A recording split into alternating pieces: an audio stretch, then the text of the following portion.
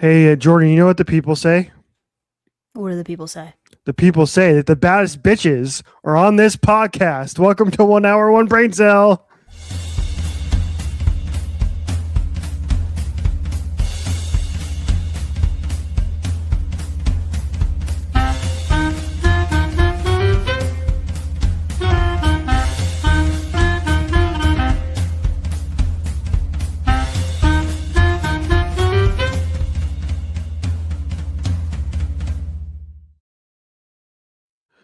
This episode is going to be our longest episode ever? Question mark. It's entirely possible. We have a lot to talk about because you and I spent entirely too much time together over the last 2 weekends. Yeah.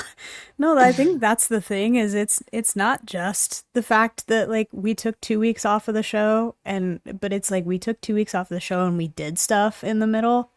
And that's what I fear will put us well over time today. What do we do? Well, we watched Forensic Files in a hotel room. That's what we did. Yeah, Good we night. saw every episode ever of Forensic Files. Bye. Okay, I'm gonna go get my tea. Carry it. Yeah. This on the episodes that we watched this time, we learned that there are like forensic dentists, which is crazy, and that like they're experts in the forensics of like dental, and so that they can go and look at bite marks and they can try and connect people to crimes based on bite marks, and that's like a whole thing. And so Jordan and I were trying to figure out, how does one become a dental forensical investigator? There's a name Do you for feel it. like it's like a forensic orthodontist or something? No, but it's something else. It's like an odontist. I don't know. There is a name for it. Yes. Forensic odontology. Yes, there you go. Okay, screw it. We're just going to call it forensic dentistry because apparently you can also call it that, and then I don't have to say that other word that I can't pronounce. Yeah. No, it was crazy. There's what was the episode? It was like they called him the Snaggletooth Killer, and it like happened in Arizona. He's here in Arizona. Yeah. Yeah, it was crazy. But I think you told me, or you had seen a tweet or something of that nature that was like every episode of Forensic Files looks like it was filmed in 1989, and that show's been going on like somewhat recently. Like, Yeah. Yeah, and it's true. Yes.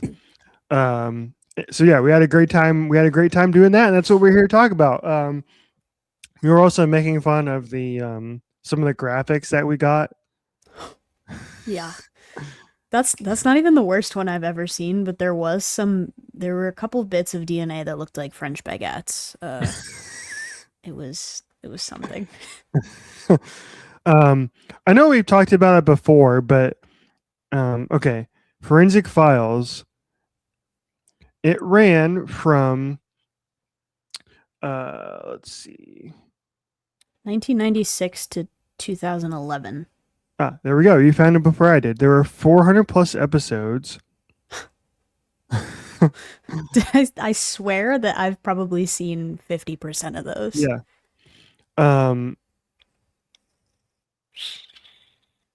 Apparently there's a revival, Forensic Files 2, but that didn't last very long. Oh. It only lasted until 2023. That's only because I didn't know about it. Yeah. And unfortunately, because the best part of Forensic Files is the narrator. Yeah. Yeah. Peter Thomas.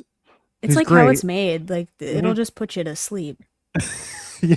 I guess if you don't mind like violent crime. Although we did see a handful that were not violent. There was like one blue collar crime one that we saw. There's a blue collar crime one. White collar crime? Yeah. It was like a fraud or something of that nature. Yeah. And then there was another one where there was like a crash involving Secret Service agents. That wasn't a murder. That was actually kind of interesting how they found that, how they went through that. And there's another one about a train derailment as well. which was pretty interesting. Um, That one might have happened while I was asleep. I'm not sure I remember that occurring. yeah, yeah. It was like right before you went to bed, and so Yeah. I stayed up and I watched the rest of it. So I want to You know how missed it the one ended. with the hamburger buns though, which was crazy. Yes. Yeah. Anyway, we love forensic files here on this podcast. Bring it back. We want more. Um, Make a redux. Okay. The real reason we are here to talk to you, everybody, is because what we've been doing for the last 2 weekends, we have a lot to catch you up on. We were in San Diego for a bit. San Diego Comic Con. We ran that back this year. And then yesterday, both of us just got back from Lollapalooza in Chicago. And the Bean. We got The to see the Bean. Love the Bean. We miss you. The Bean, if you're listening, we miss you. yeah. It's not goodbye. It's until next time. Yeah. Yeah. It's So just to see you later. we're still wearing our merch. Mm-hmm. There's the thumbnail. We've done it. Great. There's my job for the week. Perfect.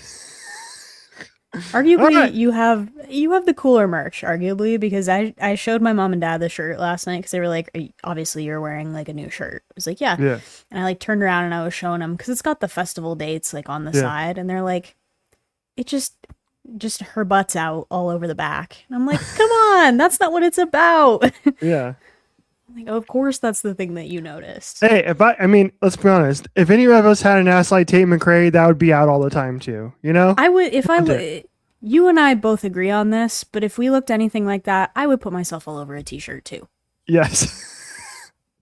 Agree. That's objective. That's an objective, like, it's an observation. That's a Yeah. straight up observation. I do want to shout out your mom because she was able to somehow, some way find me in a crowd It of was like 30. insane. It was bonkers. The cell service was terrible, which was to be expected. I was not Yeah. expecting to be able to send or receive messages at that stage all day because there Yeah. were a lot of people. It was dense. But there was like a couple of points in time where cell service broke through momentarily. And one of those moments, I get a text from my mom and it's a picture. And it's like a picture of the television screen, which is really funny, but then it's pretty blurry. And no, actually it's funnier. It was during the Muna set, and it was a video that she took of the TV, and it was a screenshot of the video of the TV, which tells you how invested in this that my mom was. And then she had circled it with a little black circle, and she says, "This isn't the back of Richie, is it?" Question mark. And I was like, honestly, yeah, I think it is, because she didn't know, I don't think, that you had that jersey on. Yeah. But she just noticed a tall guy wearing the drag path hat, the red hat, because I had sent her a picture of us from the day before at the Bean, and she's like, was looking for your hat, and I think also just your height. She's like, I should be Yes. able to spot Richie because he's tall. And I can't believe it, but I do think she found you in that It's like, crowd during the where's Muna set. Waldo? Crazy. Yeah, of all the people. And okay, she sort of knew where to look, like based on Yeah. the photo that I had sent her, but not really. I mean, it was nuts that she There was were able like to do that. 30,000 people there. So This is the same lady that spots me at a swim meet every time that there is one that's broadcast, even when I'm like hiding. She'll send me a Yeah. little picture and it'll just be like half my leg in the frame. She's like, "Found you." What? where's Waldo champion? Incredible. I Yeah, also sent you absolutely. something on TikTok. Speaking of people spotting me, this was the funniest thing. Oh my god. There's like a 21 Pilots fan, right? I think they were. I don't know if they were wearing their merch or whatever, or something. And in the comments section, somebody had commented a picture of, and it was a zoomed in picture of me, and I had this hat on backwards, and they were like, spotted. It was from behind. It was Yeah. literally just like a creeper like photo in the wild, and it was like, spotted this guy waiting in, like, while we were waiting in line for Tate or something. Yeah. And it was just the back of your head, and you didn't want to dox yourself and I didn't want to dox you, but I went in the comments and I was like, "Stop, that's my friend." And they're like, "He's a legend, we saw him." Yeah, it was really funny. I didn't see that. I didn't realize that you replied for me. I did. I was like, please, that's my friend. And they were like, tell him he's a legend. Like we were out there, or we're gonna be out there for Riot Fest, or something of that nature. That was Yeah. like we were in Pilot's merch. Mm-hmm. All right. There we go. That's our preamble out of the way. Yeah, I'm gonna go get my tea while you lead in. It's done steeping. Okay. All right. Yeah. Jordan's gonna go get her tea. So I don't even know where to start. We might as well just start with the entire weekend and how the weekend went.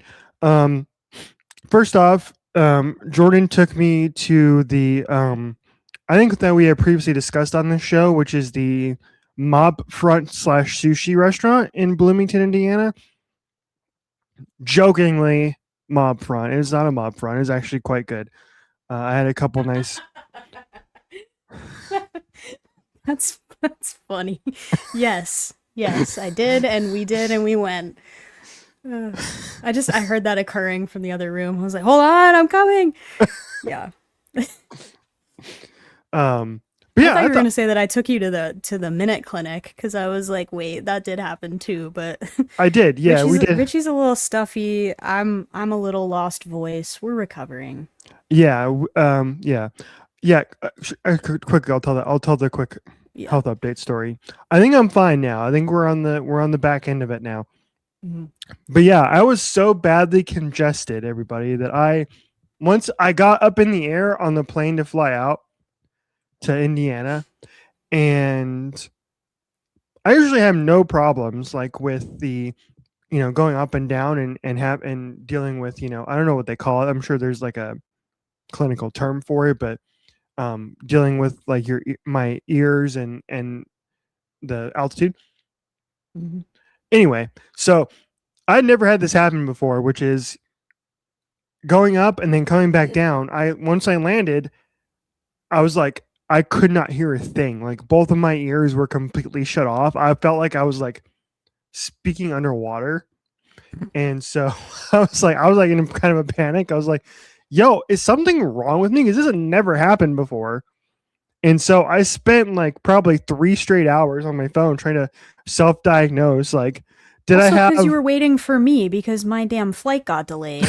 We were supposed to come in at the same time, and instead Richie had to kick around and wait for me for like an hour and a half or something. No, it was an at hour. the airport. It was an hour. It's fine. It felt like 4 days because I had to wake up so early in the morning because my flight was supposed to leave at 7:50, and then we left at like 10:15 or something ridiculous. Yeah. But yeah, so I was like panicking. I was trying to figure out what the hell was going on, and because I had never done that. I was like, what the hell's wrong with it? Is something wrong? Do I need to go see a doctor? And eventually I was like, you know what?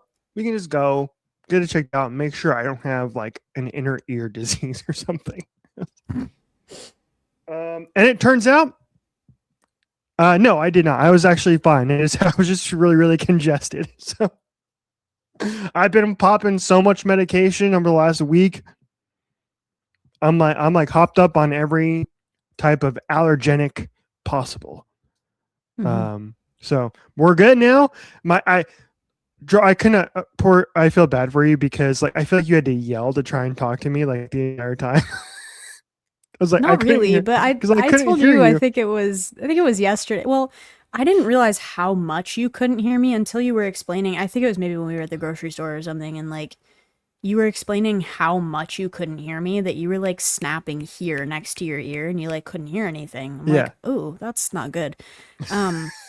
But I think I told you yesterday, I'm defending because we played a lot of Fortnite duos while you were here. Yes, we did. And I'm defending that you never got a solo win because you couldn't hear anything. Yeah. Because it messes with your ability to hear your surroundings and the people around you and to react to that. So that's my justification. Is that you would have done better. I got down to a one-on-one and I You did. Yeah. You did, and we got a couple duo wins. Yes. Which is a thing that I didn't know if that would ever happen, but we did. We got a couple of duo wins, and I'm proud of our progress. We're getting better. You saw me off some dudes on there. Yeah, you had some solo eliminations. You also had one round where it was like win with only common weapons or like with 0 eliminations or something. And I Yeah. was like, hey, he's along for the ride. And I don't know, you figured out how to drop, you figured out the pickaxe thing with Yeah. the unlimited sprint, and you did figure out how to drop bullets to me one time. Hmm. And that was really helpful. So we made it work. We did it, y'all. We did it. So yeah, we're back. We're back almost to full strength now. I was able to hear the concert yesterday, which is great. And I finally was able to clear this all up on Sunday morning, and I was like, oh, thank God, finally, because I was so worried showing up to the show on Sunday that I was like wasn't going to be able to hear anything. I'm like, oh man, this is going to be great. But yes, so there's that. We also Letterboxd. We have so much Letterboxd to talk about. I think we watched probably a dozen movies. In the last 2 weeks, my Letterboxd has probably inflated about 300% from what it was at.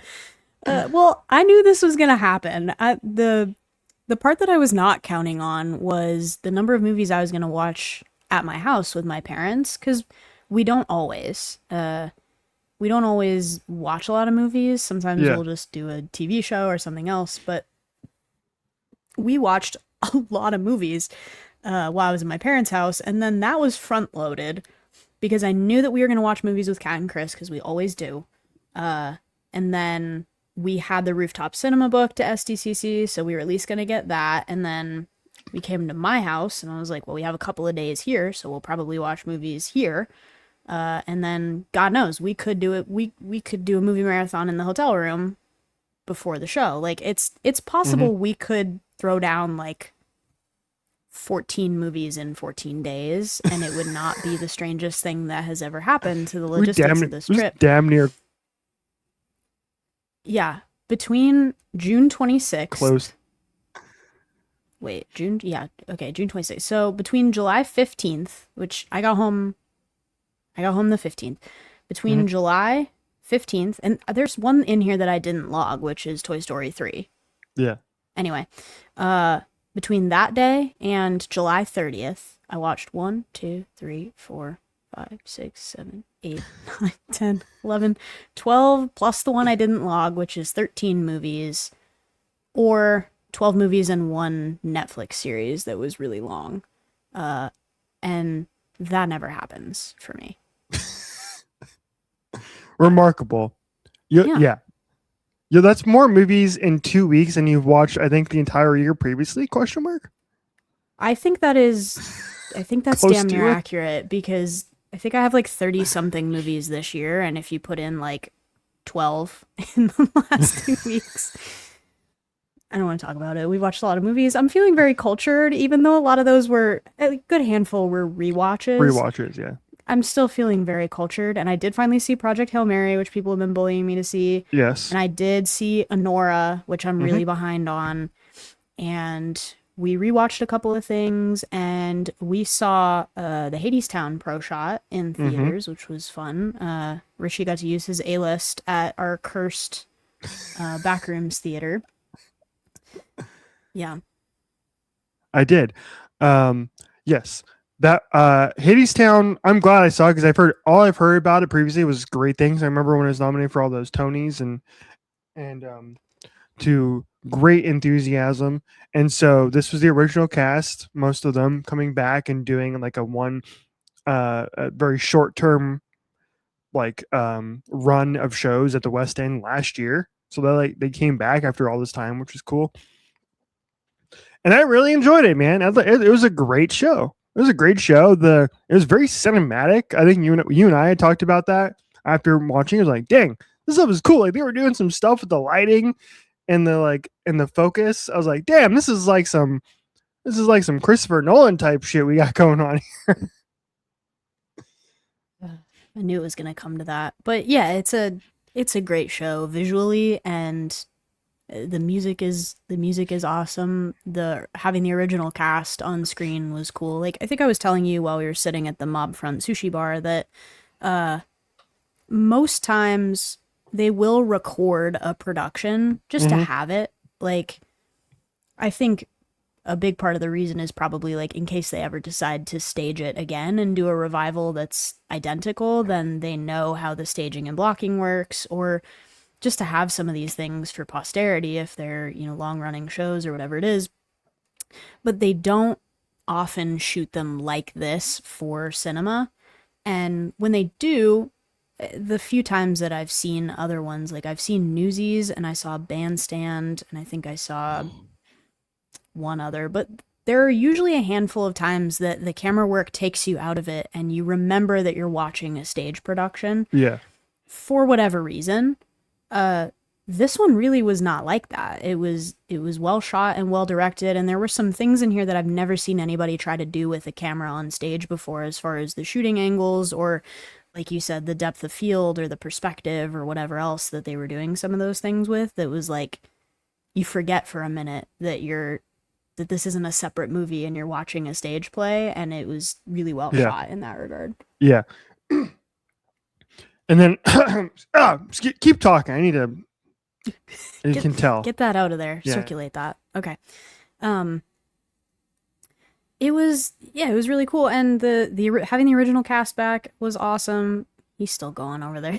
I'm gonna let him go. There was I think one of the standout moments for me is Patrick Page, who plays Hades, where he has the deepest voice I've almost ever heard of anyone that's an actor or a Broadway singer. And he, I believe, ruptured his Achilles. I think that's the story that I have straight. I believe he ruptured his Achilles prior to the filming of this pro shot. And the doctors were like, you're not gonna, like, it's already gone. You're not gonna rupture it further by continuing to sing and dance on it. And so he did so in a walking boot with a cane. And if you didn't know, you might think that that was just a character choice, because it kind of makes sense for him in a way.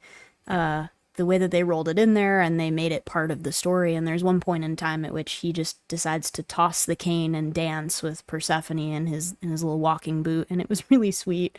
But yeah, it's a great cast, and we were talking in the car on the way to the sushi bar about how Amber Gray got snubbed for Persephone. I agree. I thought she was probably my favorite part of the show, to be honest. And Eva Noblezada. Yes. Also great. The entire cast was great. Yeah. But yeah, I was I think my review, my Letterboxd review was was that Hermes and Hades had that shit on. They did. Yeah.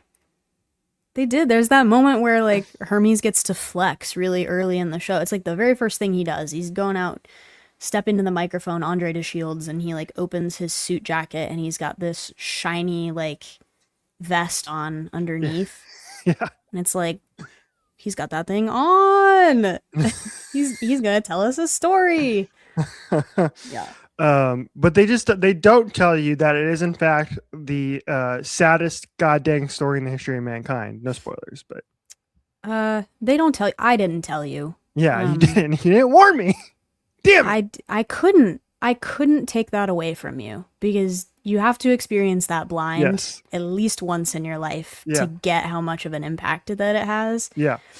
And if you go in, even if you go in knowing the mythology of the story, it still really hurts. Yeah. But if you go in not knowing anything, like there were some people in the pro shot, and I think even in our theater, that just like had the gasp at the end, and you're like, yeah, welcome to it.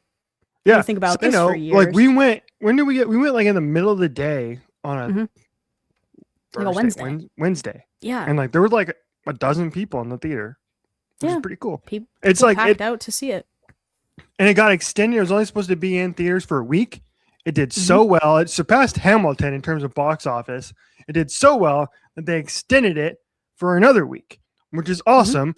And I hope we learn a lesson from this, which is that people want to see Broadway shows shot and performed like this. Because for a lot of us, who never got a chance to see the show originally, or who, aren't going to New York, or who have never been to Broadway, it's on my bucket list. When we go, to New York for Tate tour. Right.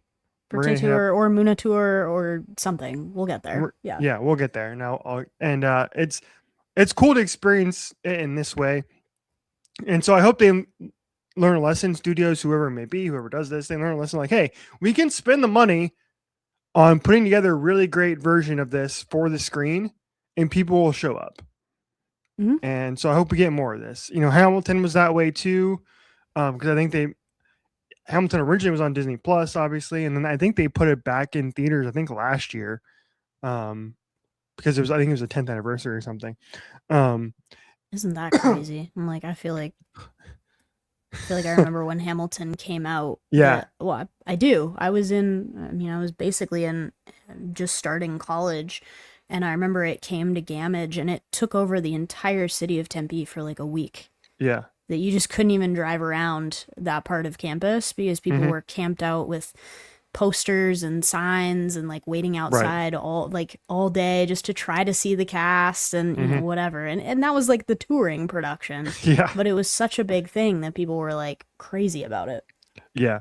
So yeah, great. If you get a chance to go see it, everybody, before I leave theaters, go check it out. I'm gonna see what it's at here. Let me go to Box Office Mojo because I feel like it probably made more than Supergirl, to be honest. That's rough. That's really rough for Supergirl. Okay, here we go. Here we are. $18 million. Wow. Which is pretty good. 3,000 people have logged it on Letterboxd, and 56% have given it 5 stars. So its overall rating is 4.5. Booyah. I'll put you in the top 250. Take that, Odyssey. Yeah, what he said. I really feel like we escaped the last 2 weeks with only a handful of Odyssey jokes. Yes. So that was good for my sanity. Yeah. Well, I got it out of my system. I saw it twice before. Well, we almost got screwed over by the Odyssey when we were trying to buy tickets for Hadestown. When I was trying to buy a ticket for Hadestown. Yes. Because we tried to go on the AMC website and buy a ticket. It was like 4:00. We were trying to buy a ticket to the 4:30 showing, and there was a queue on the AMC website. I was like, what the hell? It like wouldn't let me do it. And so we had to go in person, and then we go to the AMC. We pull up at 4:15 or whatever. We're screwing around on the little terminal, and it still won't let me buy one at the self-service terminal because this place they don't have a box office, but you can buy tickets from the concession stand. So I had to physically go to the concession stand where you buy the popcorn and bother the person and be like, I'm sorry, can I buy a ticket to the 4:30 Hadestown? And she's like, yeah, sure. But it was crazy. You couldn't like scan your little A-list thing because you were waiting in a queue on the website. Yeah. Because the freaking Odyssey released more tickets. Yeah. And then Spider-Man was happening that weekend, and it was a whole just comedy of errors. But yeah. Yeah. So there we go. There's that. I did get popcorn.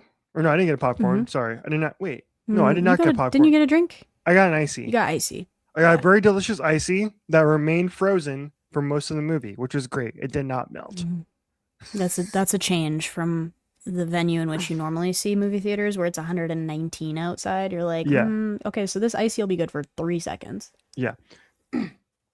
I am gonna go see Spider-Man after we get off this podcast. I have it on my list to see. So okay, I was gonna ask. Because I was joking. I was like, should I go to the 10:30 showing? Getting back yesterday, and I got home yesterday, and I just fell down on my couch, and I fell asleep by like 10:30 or something. I was like, see you later. Yeah. I also ended up getting a like small blister on my foot. Oh no. Yeah, I got a couple of, they're not really cuts, but they are I don't know what you would call them, abrasions from the top edge of my Doc Martens, just like where my socks slid down and they were like rubbing on my skin. But I think part of that was from Saturday when we walked around because I wasn't wearing the right socks for that. But it was raining, so those were the shoes that I had to wear unless I wanted to be like walking in a puddle. Yeah. Yeah, we did like what did we did damn near like 16 miles between Saturday and Sunday It was of stupid. walking. Yeah, let me look it Yeah. up. I can look it up. Just cuz we I mean Saturday just cuz we wanted to, just for the love of the game. We were like Yeah, we got to go see what this is and see what's happening. We got to say hi to the bean.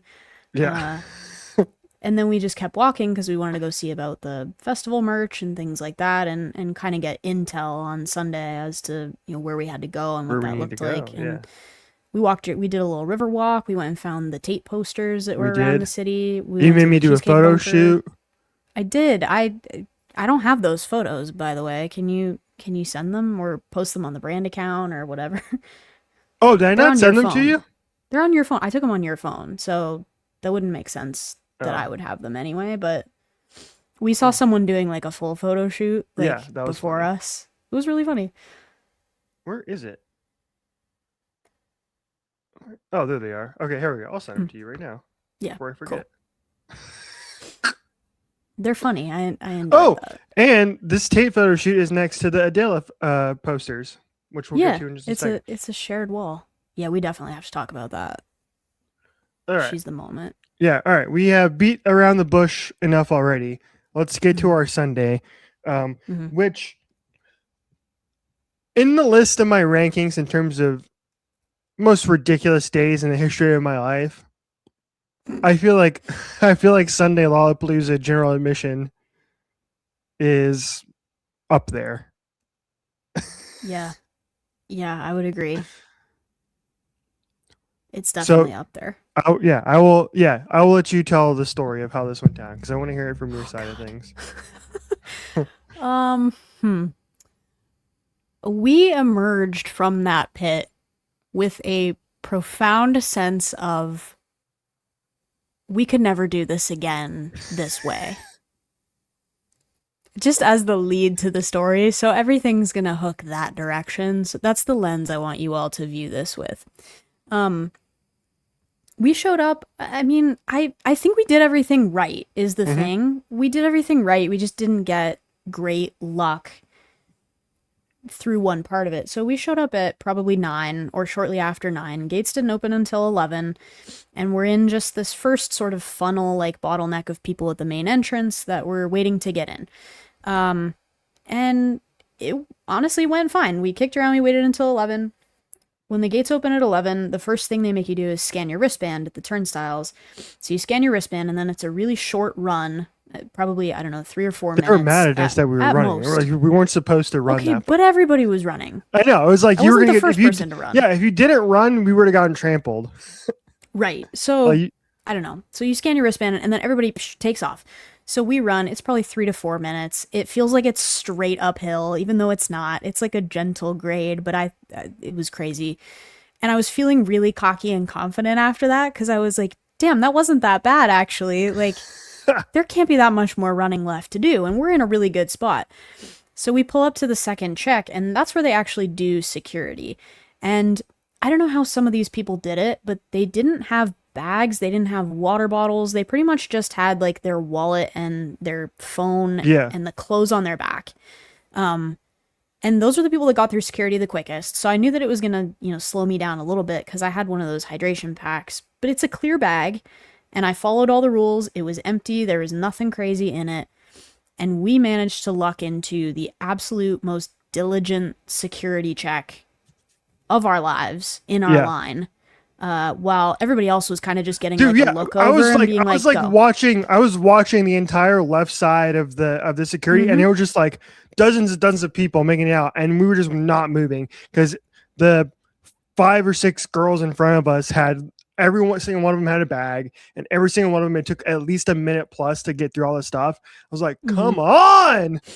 Yeah, and it happens more often than not where I just feel like we pick the wrong line on accident, but we definitely picked the wrong line on this day where people were just getting let loose around us. And so we were trying to play catch up on the backside. And what I didn't know upon exiting the security thing, because I let Richie go in front of me because you just had a water bottle. I was like, you're going to be able to go farther first. So you go, and it's easier for me to find you than it is for you to find me. So he goes through, Takes a minute for me to get through my bag. Security takes out my Cliff Bars and throws them. I had 2 Cliff Bars, one for me, one for you. Mm-hmm. And they chuck them out of the bag because for whatever reason, apparently you can't bring in a granola bar, a sealed granola bar, whatever. I don't know. I'm mad about that still. And then they send me on my way and I start running and Richie has a video of this. I will not let him play it on this show because it is embarrassing. It is cursed. But I felt like I was absolutely hauling ass while I was running. I was like, I'm sprinting, I'm flying, we're making such good time. And this video he has of me, I look like I'm hauling a trailer. It's horrific. So, but the worst part was, it was like a whole nother mile, probably, or at least 3/4 of a mile, something like that. And I thought the worst part of it was almost over when we hit that second security check and I was feeling really good. And then I was not feeling good anymore. And at the point in time at which I wasn't feeling good was when it opened up and it was this, it was this massive field with the stage at the end covered in mud. Like literally the trenches of World War I that we were about to have to run through. And you can see the pits in it where other people have stepped in it and it's like standing water. And I just know in my heart that I'm going to lose a shoe or fall down or get trapped in quicksand like that one girl that we saw on TikTok that I'm still waiting on her to tell that story. And she says she will. But that was the point at which I started really not feeling good. And I had to push through it anyway. And I pushed through it and I was running and I just was kicking up mud and my whole left leg got covered in mud. It was in like the crack of my knee back behind me. My shoes were beyond repair. They're actually fine now. I washed them off last night, but it was kind of horrible for a minute. And at the end of all of this running, we get there, and I didn't realize this was the case, that we were going to be confined to one side of the stage. But they had cordoned off the left side, so it was sort of shaped like a T or a Y. So the front barricade was parallel with the stage, and then there was a bit of a runway coming back towards like the sound tent or whatever else. And we decided to line up along the walkway because the front barricade was pretty full at that point in time, and I figured our chances were maybe a little bit better along the back. But it was all full, and people were all standing double wide and just saving spots and like whatever it was. And I firmly believe that had we not picked that security line, we would have had a hand on the barricade. All we needed was like 2 minutes, and I think we would have been fine. I think so too. We just got a little bit unlucky, but we were talking about this as we were leaving. I don't think it would have fundamentally changed our experience that much. Like, our view wouldn't have been that much better. We didn't get, artist interaction in that way where, like, if we had been on the barricade, we would have, been able to do something really cool. It was like, all right. But it would have been nice to have something to lean on during the day, I feel like. Yeah. Have a little bit extra maneuverability. Yeah. Yeah. So we were there from 11 a.m. until 10:30. Yeah. Yeah. Yeah. And we did it. We did it, ladies and gentlemen. We didn't move. We didn't sit down. We were in it. We were in it for the haul, and we made it. And I told my parents this, but I think the last like 45, it was after beabadoobee finished. The last 45 minutes before Tate came on, I was contemplating giving up because it was horrible. Like where I was at, I was just getting crushed and pushed, and not like violent pushing. It wasn't people shoving, but it was like every time somebody took a step, they were taking a step into my space, and I just no longer had room to breathe. I was basically getting leaned back on by the person in front of me, and I couldn't step behind me because people were sitting. And I had one foot kind of up on the barricade step and then one foot below it at a different level. So it was the whole thing. I just could like feel my bones in my body, and I hated it. And there was nowhere to go. There just wasn't. So it was like, I was doing pretty fine all day up until that moment. And that was the worst 45 minutes of the whole thing, I think. Yeah, I agree with you. It was like fine there for a bit because I left for a bit. to run some, because like it wasn't too bad for first little while, and there was enough space there where I could leave and then come back to you and find you pretty easily. Yeah, you could get back in no problem. So Richie ran errands, which was the savior of the day because he filled my backpack with water and went and got chicken tenders and fries at 11 a.m. and then went and got merch and just ran the errands and then came back and got stationery. And it was like I don't think Little did I know that when I came back from the merch, that was the last time I'd ever moved from a singular spot for the last 8 hours, the last 10 hours of the day. Yeah. Yeah, I wasn't expecting it to fill. I was expecting it to fill. I wasn't expecting it to stay full. I was expecting kind of ebb and flow. That's what I thought it was going to do. It was going to ebb and flow, and people were going to kind of move throughout the day. But it just got progressively worse and worse and worse. It was, but we were treated to some really good acts. Yes. That first, like, I think I was running through the timeline in my head. That was like we probably got to the barricade. We did the run by like 11:05, but then that first act didn't come on until 1:15, and that 2 hours felt like a really long time. But after that point, there was pretty much something to watch like every hour. And so there was something to watch, and then they would play for 45 minutes to an hour, and then you would wait an hour, and then somebody would play an hour, and it was like, it was fine because it gave you something to focus on. And we got really lucky that 2 of the acts that I really wanted to see were on the same stage prior to Tate, so it made it worth it to stand in line for all that, because it was like, we got to get to Adéla, we got to get to Muna. Yeah. And you and I were texting back and forth with our limited service because we got separated by like 5 or 6 people probably because these girls pushed in. But anyway, we were allies by the end of the night. Side note, I still don't understand how they managed to, because I was right behind you for like pretty earlier in the day, and I still don't understand how they managed to get in front of me.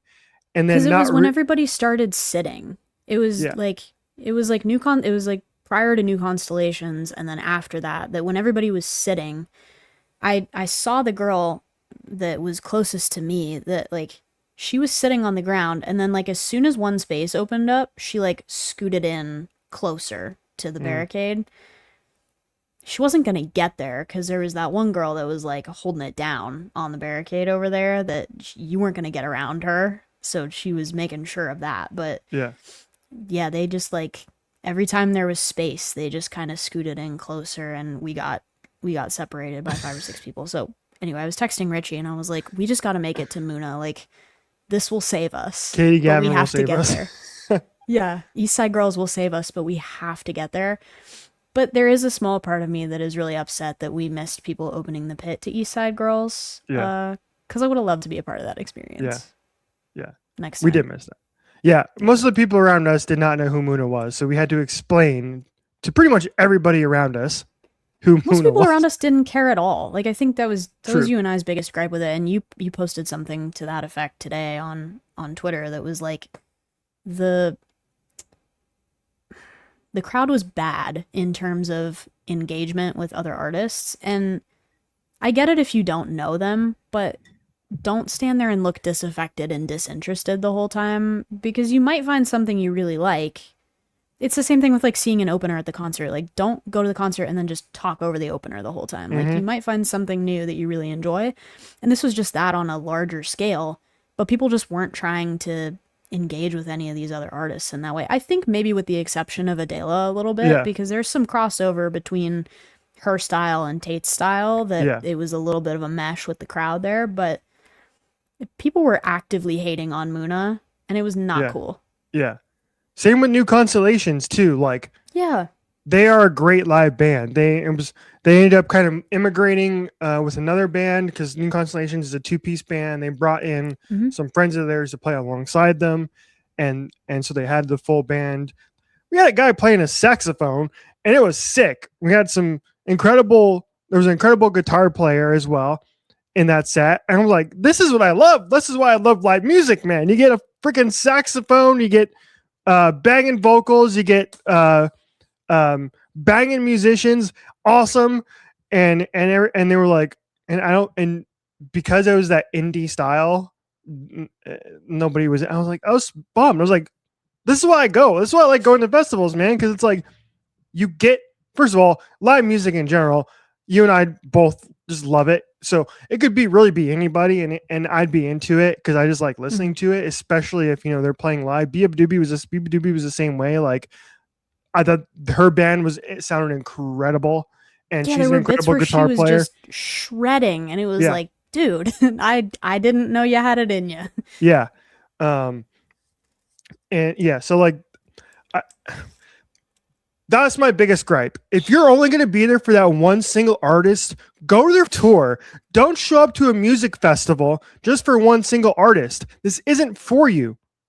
Music Yeah, festivals are not for you. I'm sorry. It's it's not. and I don't know. A big part of the problem I think too is just it seemed like most of the people that were having a bad attitude and being irritating and like trying to start stuff in the crowd, like they were all younger, right? For Yeah. the most part, they were probably younger than 18 or 19. That it was just like people that seemed like they were out there to have a sour time. And I don't understand that. I'm not necessarily advocating that we need to try to take away live music spaces for all ages because I think it's important and it's cool if you are at it if you're younger and you can go to a show, but if you take the train in from the Illinois suburbs to come to this show and you stand there at 16 and you have a bad attitude and you're bullying people who are fans of other artists all day, it's not for you. Don't come to this. Yeah. Don't come in with that attitude. It's live music is supposed to be cool and it's a great space.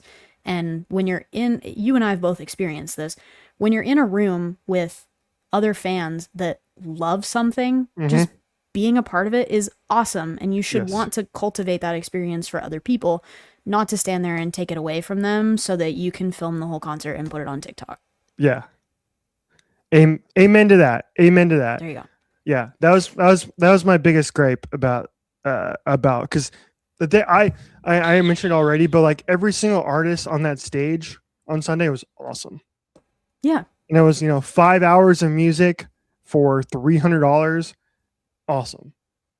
And it's such a unique setting and it's a great experience. And if you pay for the 4-day pass, you can kind of take it at your own pace. Like go and enjoy the activations and walk around and come in and out and see things and meet your friends and take pictures. And like it can be as intense or as chill as you make it. We only got 1-day tickets and we were going to be in it for the grind, but I told you, I'm like, I don't think we can do it that way ever again. Like no freaking chance. No, there's just no way. But we did it. We survived it. We made it to Tate's set, and then as soon as she went on, everything was okay because I was like, I got something to focus on. Yeah, now. It's okay. Yeah, yeah. I mean, I was like, it was so bad there for the last. I don't know. Like, I really liked beabadoobee set. I thought she was great and whatnot. But yeah, you get to like halfway through her set, and I was just like, I don't get claustrophobic at all, but like. I was so uncomfortable that I was just like, I just want to go home.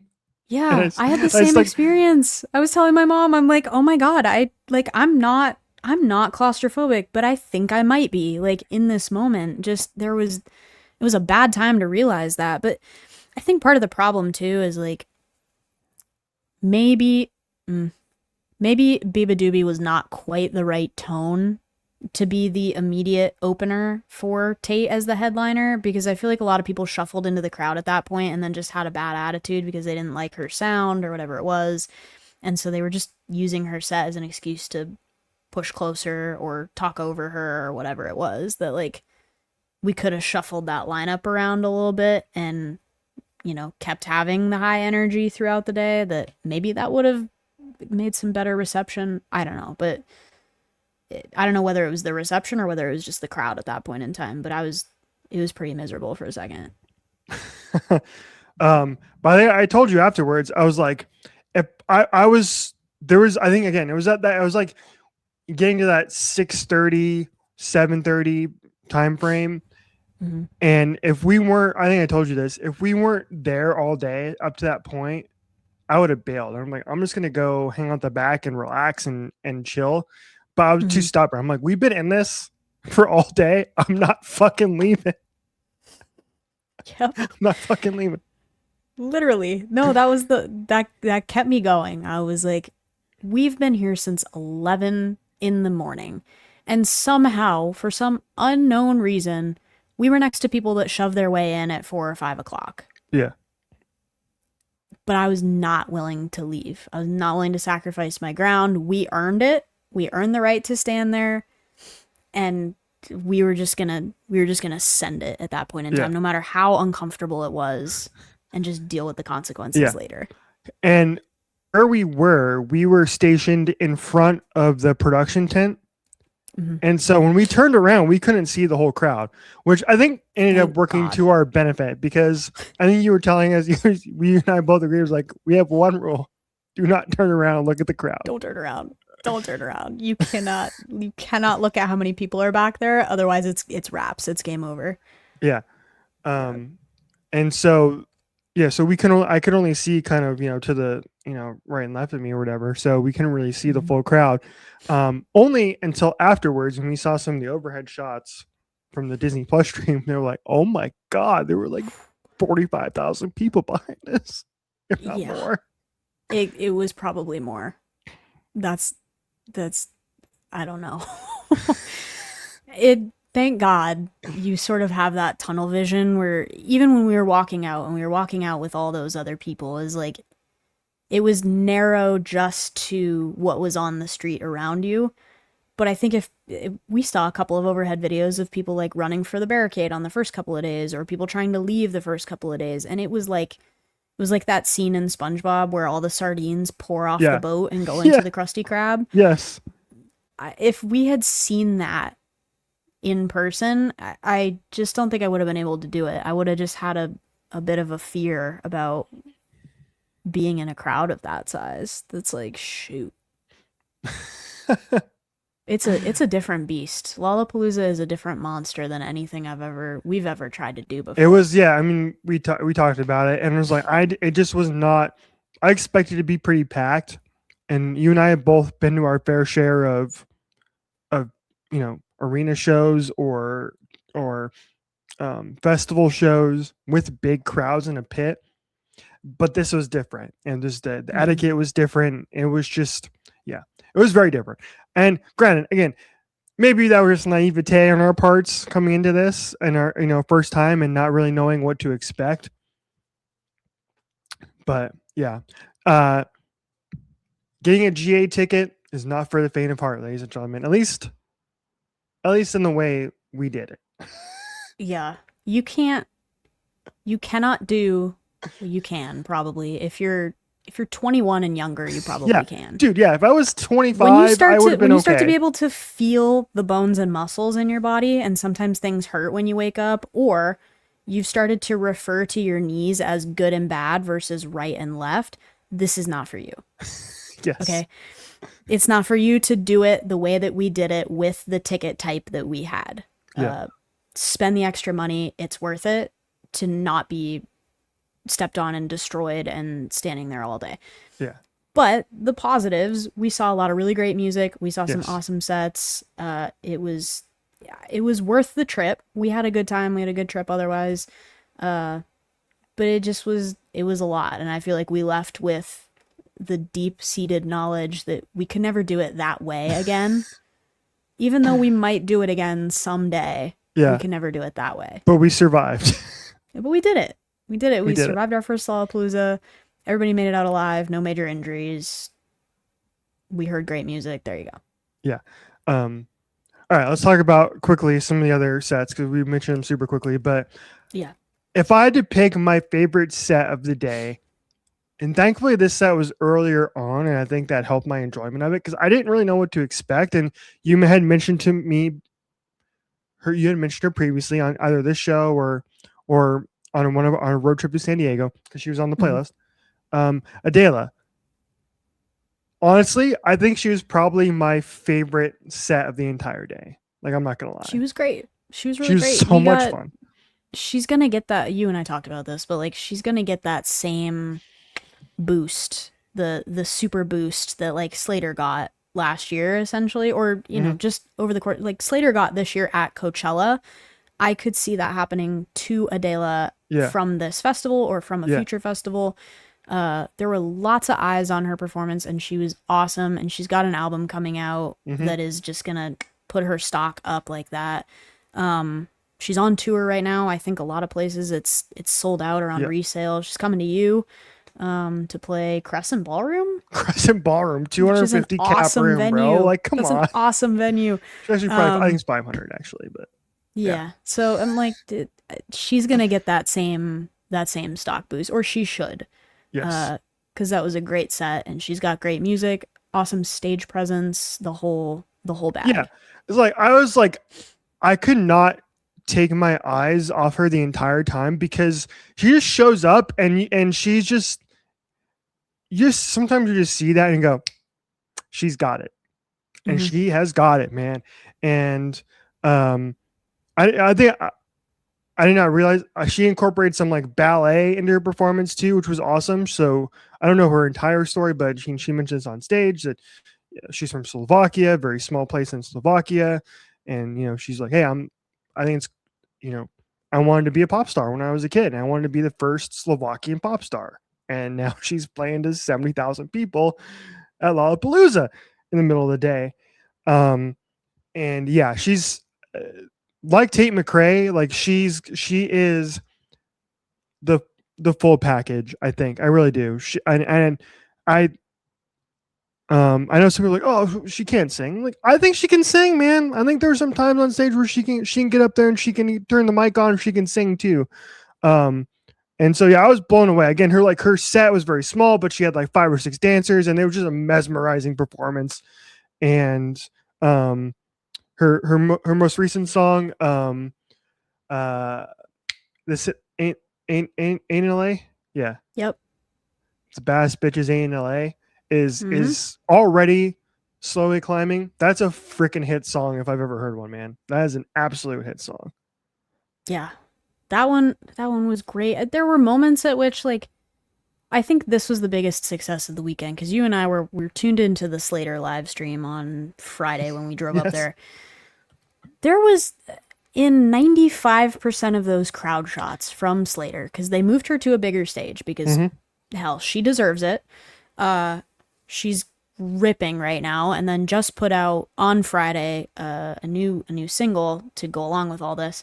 95% of those crowd shots, there wasn't a single person with Yeah. their phone in the air. They were Hmm. just throwing down, like physically jumping, getting into it, like getting whiplash at the barricade. And it was like, Yes. hell yeah, that is good energy. And I feel like a little bit of that started to happen at the Adela set too, where like Yeah. the people that were there and they knew her and her fans were like They're loud, going man. at it. People Yeah, were they're having a having a good really time. great time. We need more of that. We need Yes. less filming everything for TikTok and more go to a show to jump around and have a good time. Yes. I agree. Amen to Yeah. that. So yeah, listen to Adela. We hear her here first, everybody. She's going to be a massive, massive star. I was reading her Wikipedia page earlier today, and there's like a reality show that she was a part of to be in Cat's Eye. Some people were talking about that around me because there was somebody that was from that show. I don't know if I have the story right. I don't know the same celebrities the teenagers know. You and No. I know Kate Berlant when she Yeah. walks by from the Yeah. Luna set. Not Yeah. a single person knew her, but they all know these people from Love Island and they're crying and screaming and asking them for a picture. And I'm looking at the girls next to me. I'm like, do you know who that is? And they're like, yeah. And I'm like, okay, who is that? Apparently there was somebody else from that show, I think, that was there for Adela's set. I think her name is Emily. I don't know if she was another contestant or Oh if yeah, she's the a people were friend going or whatever that crazy for was. Emily. They were like, I "Oh, know. it's I don't know Emily! Like, who the I don't hell know are who you?" Emily is. I have no idea. But Seems like a nice apparently person. there's a whole reality show that we missed. But like Cat's Eye isn't even a thing anymore because I think some of the members of the group left. Awesome. I don't know. Whatever. That's not for me to know. Yeah, yeah. We'll leave that to the kids. Yeah. Super Scar at Lollapalooza. Just listen to it, Adela. You guys will like it. Mm-hmm. Yeah. And listen to Muna. Dang it. Because that crowd was not hype enough for me for when Stacy went into the crowd. Yeah. No idea. Yeah, I was yelling Stacy's name. Like, who? I think the people were like, "Why is this tall man yelling the name Stacy?" Like, gotta get with it, y'all. We want her. Yeah. Come back here. Come back here and hang out with the fans, Stacy. Yeah. Stacy went on a journey. Stacy, for those of you that don't know, which is probably my parents listening to this, Stacy is this inflatable horse that goes into the crowd during Anything But Me. Famously, Katie Gavin kicked it at someone a handful of years ago, and they have a video. It's like me getting killed by Stacy, and it's like from the front row. It's really funny, and you can hear the person like squeak as it gets kicked at them. Stacy went into the crowd and went on a journey, and the thing I love about Katie Gavin, she's gonna stick to her guns on this, because she went to go put Stacy in the crowd, and she looked at one side and she goes, "This is VIP over here," and somebody was like, "Yep," and then she came to the GA side and put Stacy over with us. We're like, yeah, the people's princess. Like, All know her.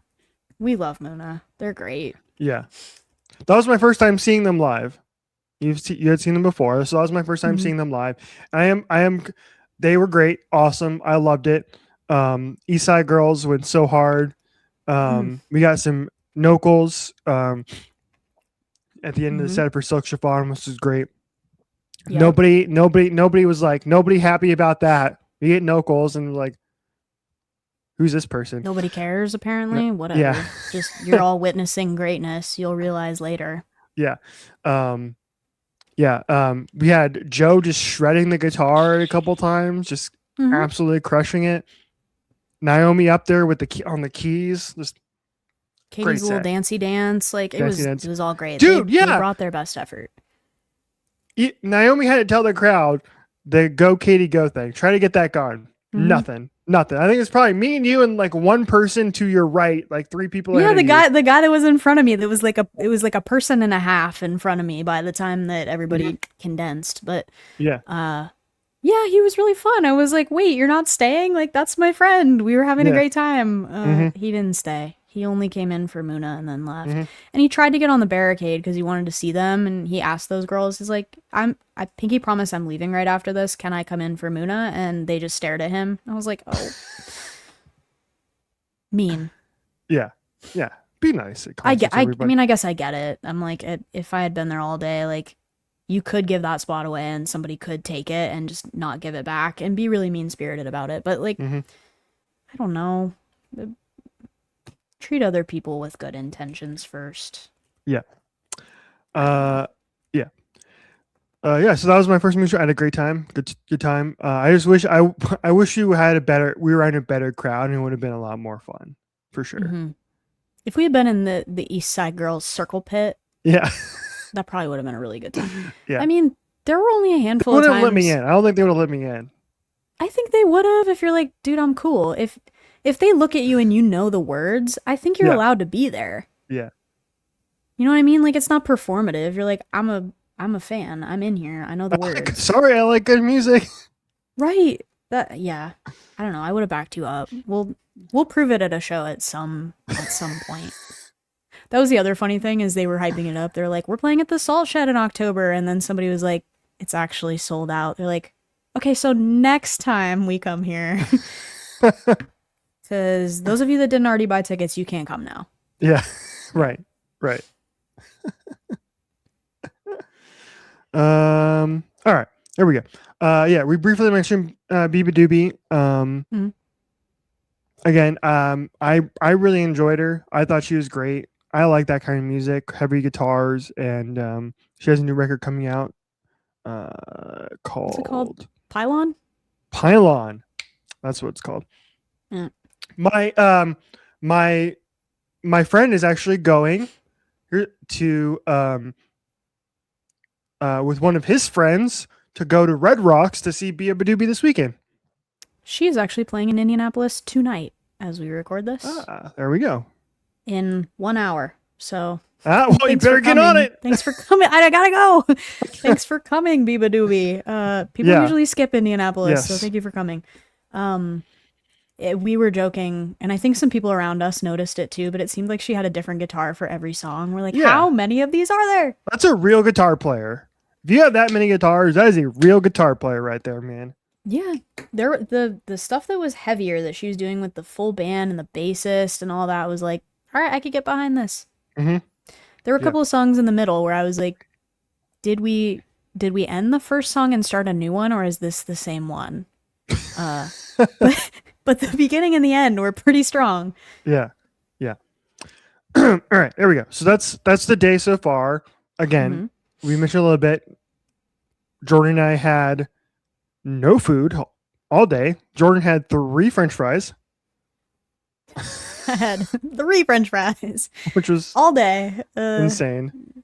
Dude, you shouldn't. And I'm absolutely not condoning this because I wanted to shovel as many calories into my body as possible before that, and then immediately after that incident.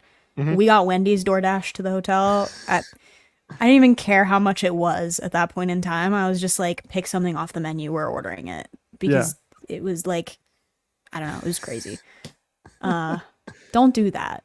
We hydrated really well. I think the two of us, I think generally we did an okay job with hydration. Okay. That's the best you can hope for. If you're standing in one spot for 12 hours, like, okay is pretty good. That's about yeah. We didn't do a great job with food. I think we would have been okay had we had those Cliff Bars, but the Cliff Bars would have been okay. If we would have had the Cliff Bars, I think that would have been like just enough of sustenance to like at least kind of give us a little bit more energy to kind of get through the rest of the day. But yeah, I think I don't know. I drank enough water. Didn't I'm still dehydrated. Still dehydrated 2 days later. Yeah, we're still fighting back on that. All right, so there we go. That's the day that led up to it. Again, no food for the original diet. Jordan had 3 French fries. I had 3 chicken tenders. Yeah, and that was it. Bus, club, another club, no sleep. I think part of the problem also was that I genuinely felt like I had just gained, you know, like in Scott Pilgrim when he gets the little like 1-up on the screen, or he like, okay, there's that sword that goes in his chest at the very end, and it's like Scott gained the power of self-respect, and then it like shows his stats on the screen. I feel like I gained that, but I gained asthma after the barricade run. And it was like negative breathing, positive, like plus heart rate. Yeah. My Apple Watch was yelling at me the whole time. That was like, dog, are you good? Because I didn't like set it to run. So I don't think it knew that I like had started a workout. And so it was flagging me that my heart rate was high while I was, quote, at rest. I'm like, I'm not resting. And after that episode, I was like, I don't think I can eat a heavy meal right now because I'm like struggling to.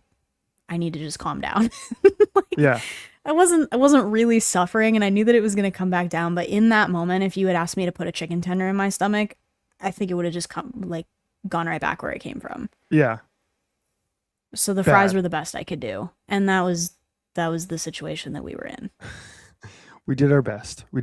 Anyway, let's get to the reason that we went to the damn festival after all. We've skirted which around was it for an hour and 8 minutes. Only reason we went to the festival is for the post-festival Wendy's. Good night, everybody. Agreed. Yep. Nothing happened. Everything that happened after beabadoobee was a blur. Don't know what happened. Part of that is true. The both times that I have seen Tate, I've blacked out for at least part of her set and just been like, damn, that was really good. But what was that again? Yeah, I'm like, just there's something. I feel like that happens a lot. If you go to a show and you really want to see an artist, there's at least one period of time where you lose track of yourself because you're so busy watching what's happening that you're like not processing it. Yeah, it was awesome. It was the same set that she ran the night before at Oshega, which I broke my own rule, which is that I don't like to know the set list or anything about it before going into the show. But I felt like we needed to know this because what if there was some kind of big announcement the night before and like we didn't want to be on the back end of the notification that Taylor Nation is live and she's announcing Speak Now Taylor's version. Like we didn't want to miss that opportunity. So we tuned in the night before just to see what the situation was like. but she brought it.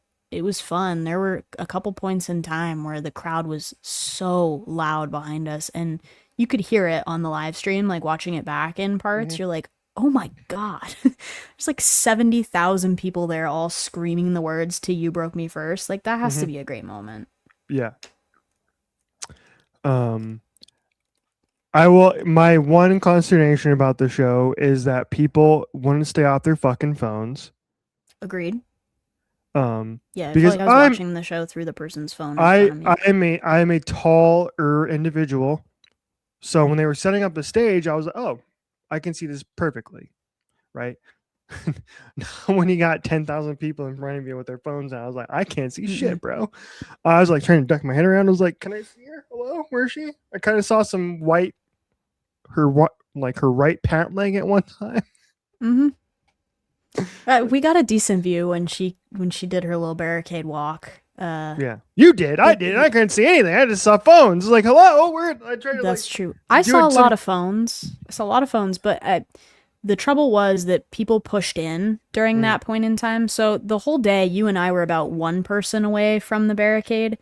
At that moment, I was about 1/2 person away from the barricade because Yeah. I got squished physically into the body of the people next to me. Yeah. It was to the point where I did manage to get my arm through there just in case she came down and looked at our side and wanted to give high fives or whatever. I got my arm through there. I didn't have any part of my chest or my body on the barricade. I was fully blended into the person in front of me, but I did have an arm through there just in case.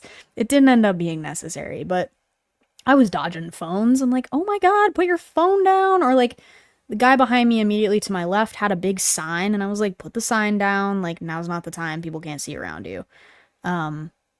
It was the phone problem gets exponentially worse on a flat surface, and it was level ground. It wasn't on a slope. It wasn't elevated, because what happens is when a person puts their phone up, then the person behind them puts it a little higher to see over them, and then the person behind them goes a little higher, and then people start going out to the sides once they can't go higher anymore.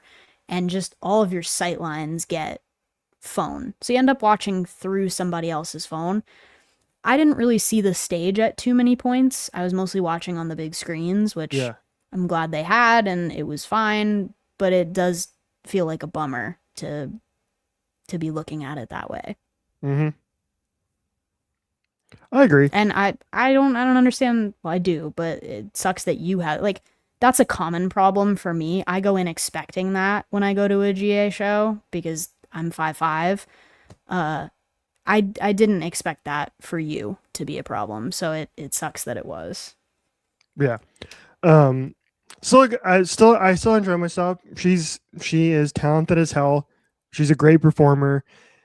I swear all the hate that we're seeing online, I'm sure you're seeing it too, are bots or just fake people or something is going on there, because it's just like, oh, like it was like when she was dipping it, did the gold dip at the very end of her show, and people were like, huh, what the F is this? I was like,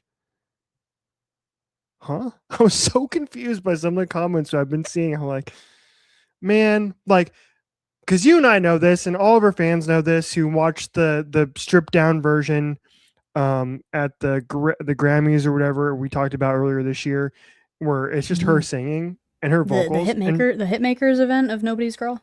Yeah. She can sing. Watch any of her acoustic performances. They're all over YouTube if you want. There's moments during the live show too where she's ad-libbing, she's doing different things on the track. It went really big last year during the Miss Possessive tour when she was doing this riff to Purple Lace Bra. She did a bit of siren sounds this year that was unreleased, that was pretty much just her and the microphone. When she came out to do Trying On Shoes, the medley, it literally just her and the mic. She can sing. And there's a lot of manufactured hate out there that says that she can't. My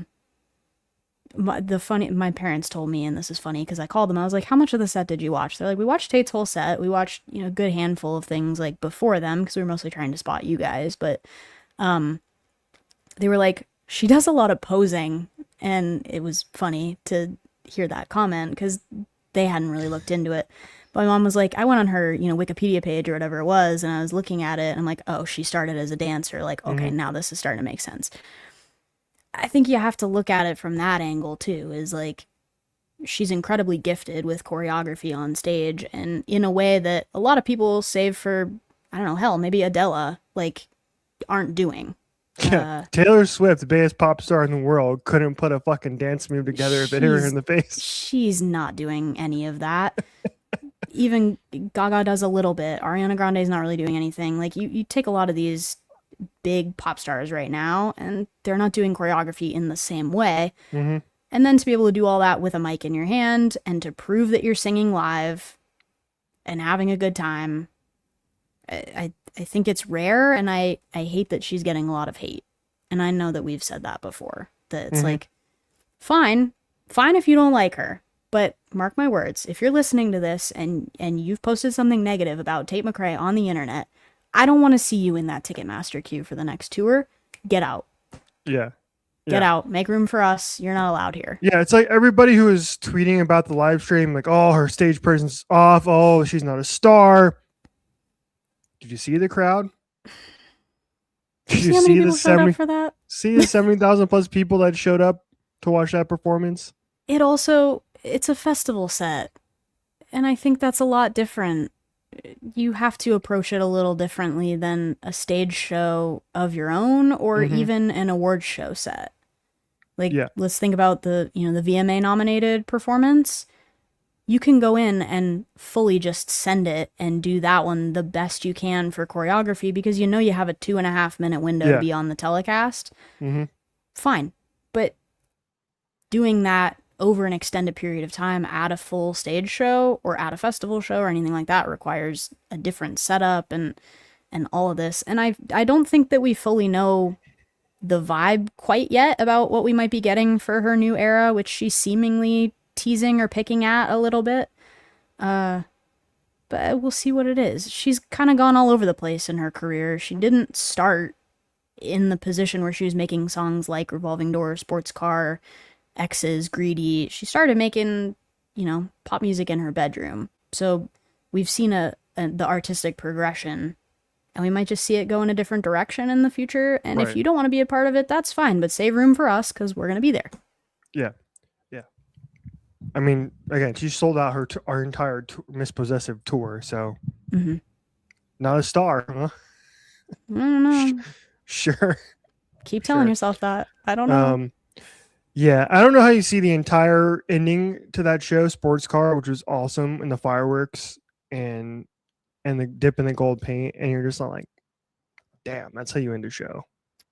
If you're somebody who's seeing her set for the first time and she opens in the way she does with Just Keep Watching, or you see the first 2 minutes of that, you're like, who is this? I gotta know about this, because what's going on here? Or you see the ending and you're like, what's going on here? There's something I should know about, and I need to be invested in this. Yeah. I don't know. It was incredible. The set was incredible, regardless of the fact that I felt like I was getting mauled to death by a bear. The set was incredible. And I don't regret that we went. Yeah. I don't regret any part of waiting in line all day for that. It was worth it to see that set. We need to do it a little more casually the next time. We need to be a little more casual fans. We told the bean when we saw her as we were leaving. We said, "Sayonara, we'll see you next time." It's not goodbye. It's see you later. Yeah. Anything else we got from Lollapalooza we'd like to? Oh, we got to talk about the Trixie after briefly. Oh yeah. Yeah, the Trixie after show. What a freaking adventure that was. First of all, doors were supposed to open at 10 p.m. Which is after our bedtime. It's after my bedtime. Yeah. I was going to say, don't lump yourself in there. Give yourself some more credit. It's after my bedtime.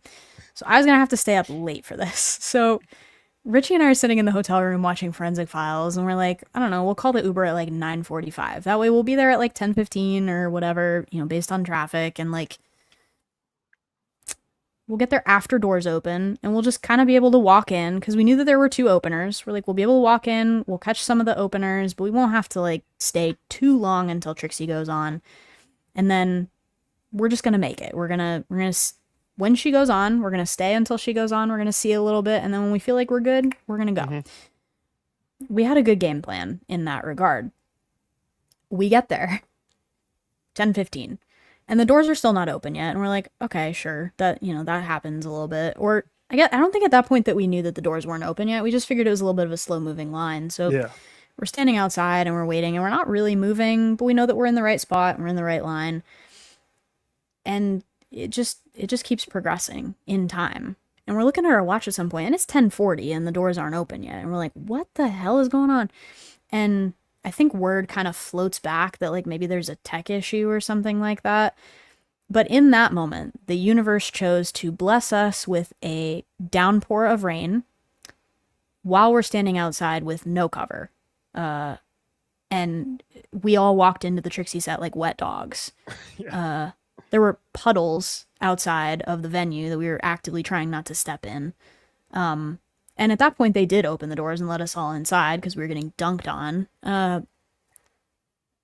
You and I have never seen anything like that. We're like, even if it's a tech issue, like open the doors, let people go in and buy drinks, and then just say the set's delayed. Yeah. So they kept us outside for some unknown reason. Silly. I don't understand that, but whatever. It is what it is. We move on. We ball. Yeah. We ball anyway. We ball anyway. I had a really good time. The DJ sets were fun. I think it was Miss Toto that opened for Trixie.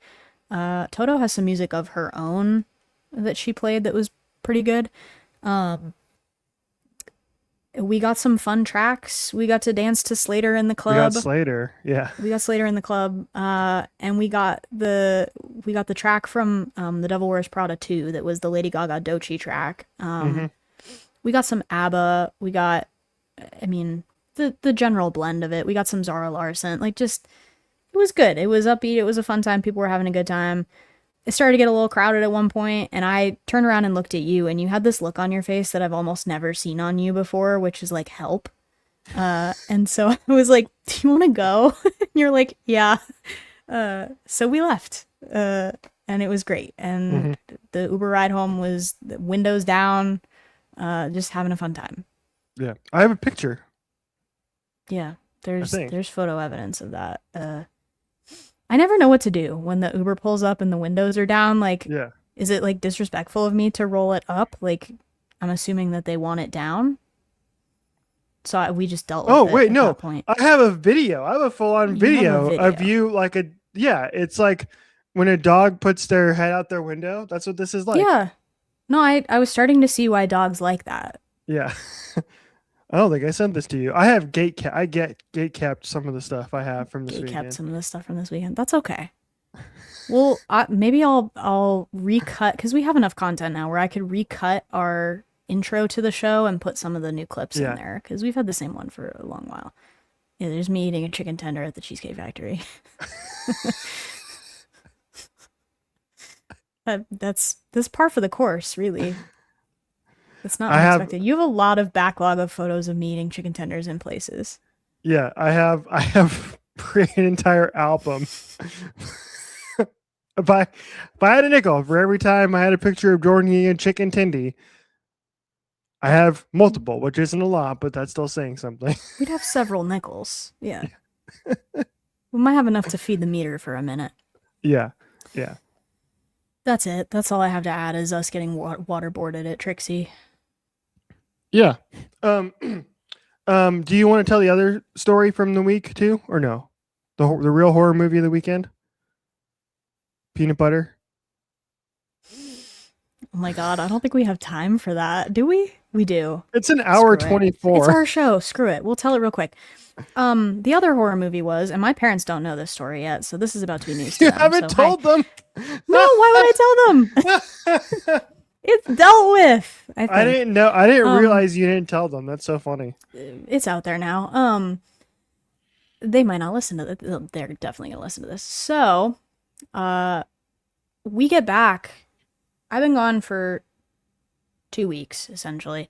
I get back to my apartment. I bring Richie back, and I'm like kind of looking around my apartment on the first day, and it's there's like something weird going on the counter, and I'm like, what the hell is this? And I thought it was like a bug at first, like on the counter. I'm very hypersensitive to like changes in my environment because I am vigilant about spiders.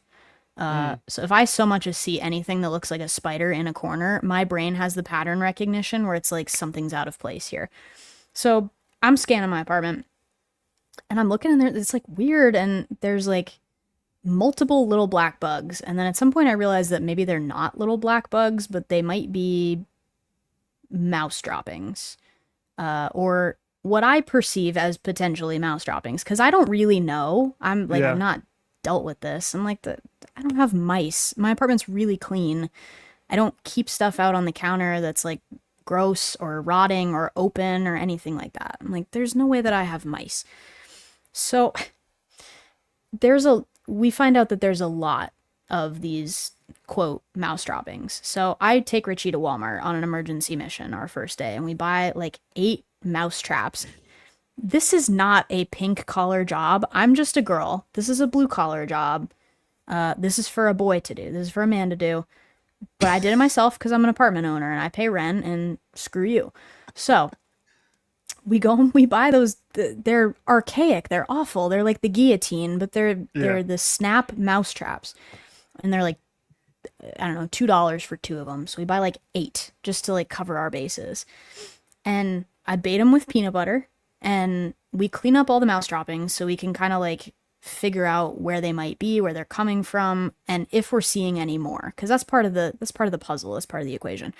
And so we set the traps kind of all around my apartment in the areas that like we feel like we've seen the traffic. And we go to sleep, and I think a day passes and we don't catch anything, but we don't really think about it because it's still Wednesday at this point, and like probably Thursday night we look again at the mouse traps, and they're completely devoid of peanut butter in a way that I have not seen before because I put quite a bit on there. They are licked clean with obviously nothing caught in them. So we're like, I think we just had our pocket picked.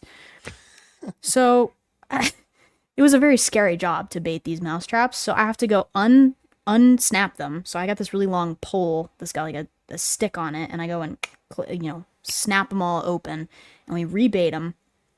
I put them on the counter, and I put less peanut butter on there this time because what I think happened was that maybe our mouse was just a little bit too light, and it was getting the peanut butter without really touching the spring. So we go and put a little less on there, and we bait them and we set them out for the night. And I'm not expecting to catch anything because I think we just have a really smart thief. And I wake up Friday morning and I go to the kitchen and I go to refill the water pitcher, and I turn around and I look at the one that's on the counter, and there is a mouse in the trap. And it is about 3 inches long. Maybe bigger than that. I'm not sure. It's fairly large, including the tail, right? So I don't know, probably about this big in its body. And it was horrible. I feel really bad. I feel really guilty. I didn't want to do that. I didn't want to kill the mouse, but I didn't want to put out a glue trap and just have it like slowly die in there. Like that doesn't feel humane. So I am disposing of a mouse at 10 a.m. In the morning. Well, probably earlier than that because you were still asleep. I was still And asleep. Yeah. I had I no dispose idea. of it. I had I no disposed of idea. it. Yeah, I had no idea any of this was happening. Yeah, I was just going to make coffee and minding my business, and I turned around and had a lovely little surprise in the kitchen. Uh, and so before we left, we rebaited all the traps, we put them back out, and I came back after Lala, which was, we were gone, what, Friday, Saturday, Sunday, Monday. I come back on Monday, so it's about 4 days. And the peanut butter is still there, and I don't have any fresh evidence, Hmm. so I think we might have just had one and we got it. But I think I should probably tell my apartment complex that I found a mouse. And there's the end of that story. And now your parents know, so you're Hopefully. gonna get a call from your mom after I this. am. She's probably going to be like, why didn't you tell me about this? Because I didn't want you to worry, and it's dealt with. Hopefully. I'll update you if I find another. Yeah, we got him. We got him. I think we got him. Yeah, we did. Let's see. Anything else? Anything else? I Oh, don't I think do. so. Hold on. I will mention this real quick, just because while Yeah. I'm here. Oh Um, yeah, yeah. We should. and yeah, my SDCC haul real quick. Yeah. Yeah. So yeah, it was 2 weeks in a row. We had LineCon at SDCC this year. God, it was so It was bad. it was crazy. So busy. Just a weird year this year at the San Diego Comic Con. So Mhm. I don't know. We'll see. Well, if we go We back, did see some panels that yeah, we didn't do that last year. We saw hmm some good panels. yeah. Um, so I dragged Jordan around. She was gracious enough to be dragged around with me as I went around and got to meet some of my favorite comic book creators. So I got some books signed. Um, Dennis Camp and Eric Zawadsky, the artist of this book as well. Sword of Crisis Events. Surprise! I did not realize he was going to be signing. So I was like, because we walked up to the line, I'm like, I don't know who that's with him, and I was like, I'm pretty sure it's the artist, and we had to do some Google searching to figure it out. Hmm. Who that We were was? on Google Images looking this guy up, like on his Yeah, LinkedIn page. We're like, is that the yeah, guy? yeah. So yeah, it was cool to actually like get to meet all of these guys here. So yeah, got my Sword of Crisis Events signed by Dennis Camp, artist, which is awesome. One of my favorite books on the market right now. I mentioned this previously on the show, but um, also got another Dennis Camp book, Bleeding Hearts, and Stipe Morian was there as well. So I got this signed by him. Speaking of Croatian, he's Croatian. So there you Well, go. There you go. Another. I guess Adéla's Slovakian, but Slovakian. they're all in the same place. Sure. Uh, Absolute Martian Manhunter, got that signed too. And then it was cool to chat with because nobody was in line to meet him, so I had to chat with Pornsack for a bit about Absolute Green Arrow, which was cool. He was cool. He seemed like a really cool guy. Yeah. And so yeah, that was cool. I think it's cool. They were all the guys, all of them that I talked to were super awesome. It's cool because I think like generally when you're artists like that, especially in the comic book industry, a lot of times, unless you're one of the big names, like the fact that people show up and want to and enjoy your work is cool. And so I think they were really appreciative of that. And Dennis especially was like really nice and appreciative. Um, and so yeah, it was cool to meet those guys and tell them how much I appreciate their work. Yeah. So we got 0 for 2 on the Scott Snyder side of things, but yeah. that's all. That's a whole nother line. That's a story. whole other story, which we will say maybe for another time. But I got a book signed. I got the I don't have it with me, so picture it here. But the Brian Lee O'Malley. Do it in post. Yeah, we'll put it in post. He's the creator of the Scott Pilgrim graphic novels, and that was a cool line. It was a cool signing. He's fun. He just was like drawing little cartoons on a bunch of people's books and things like that, and having a chat with people. We like Scott Pilgrim, you and I, and my college roommate, I think, introduced me to the fact that there were graphic novels to go along with the movie.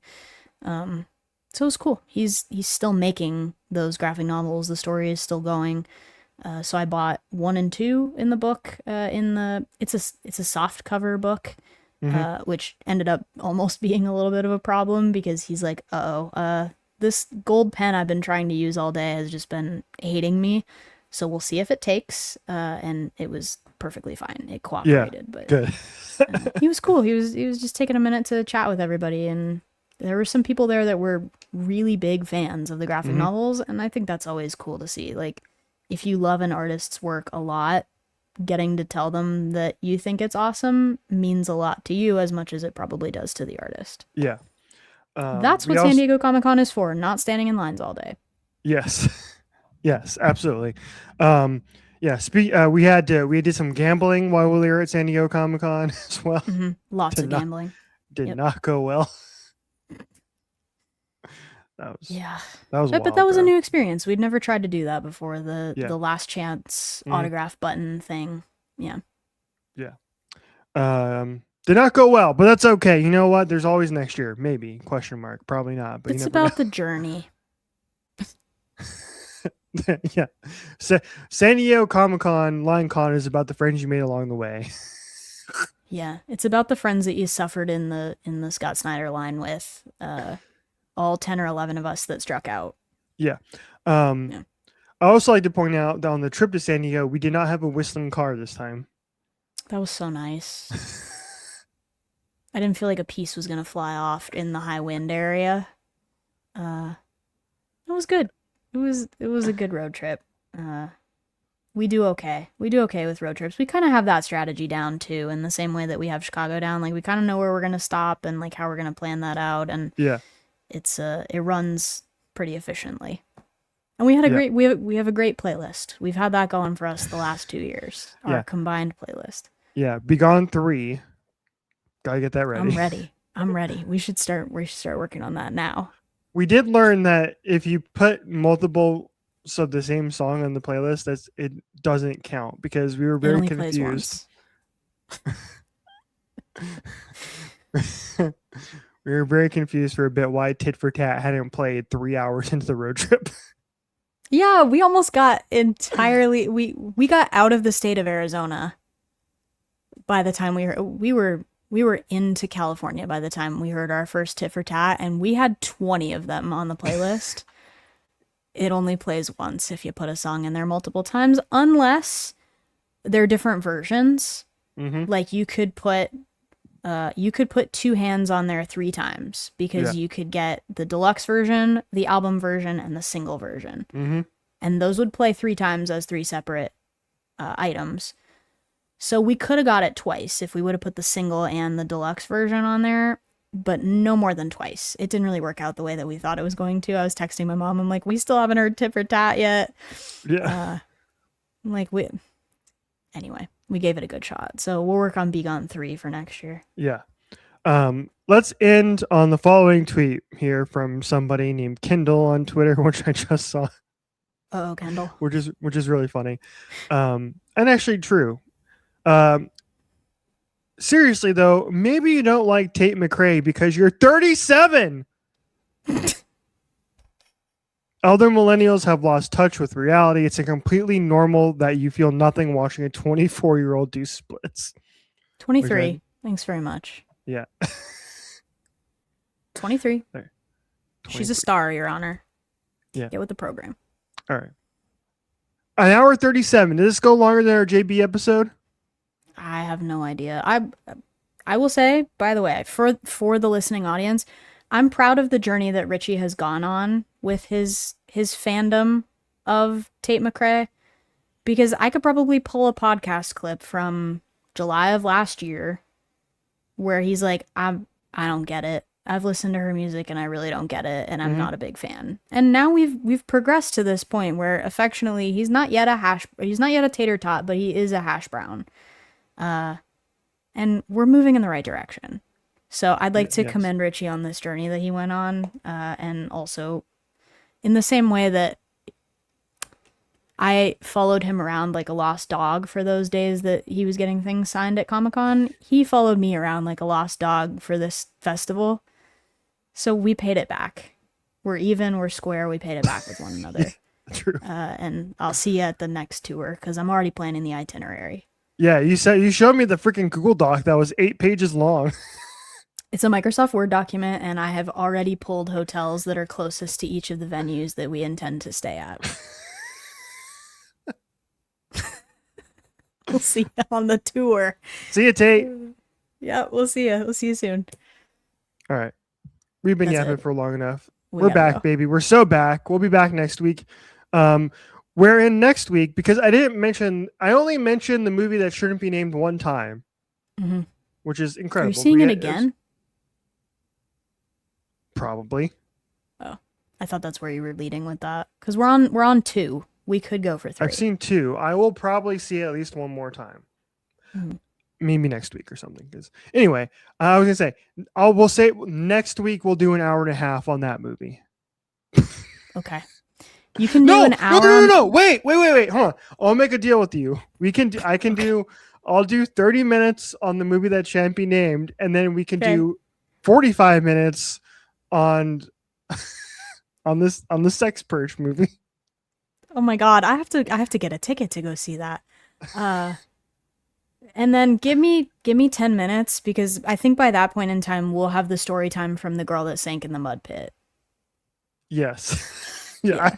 We got to at least talk about that. I need to find out about that. This is Her name is Chloe. Her name is Chloe, and I found her on TikTok, so I'll keep Yeah. you posted. Yeah. Yeah. Exactly. Sorry, right. Chloe, for what you went through. All right, everybody. What did we learn on this episode? If you go to Lollapalooza, have a great time. Be nice to those around you. Be considerate of the artists who are performing on stage. Don't be an asshole.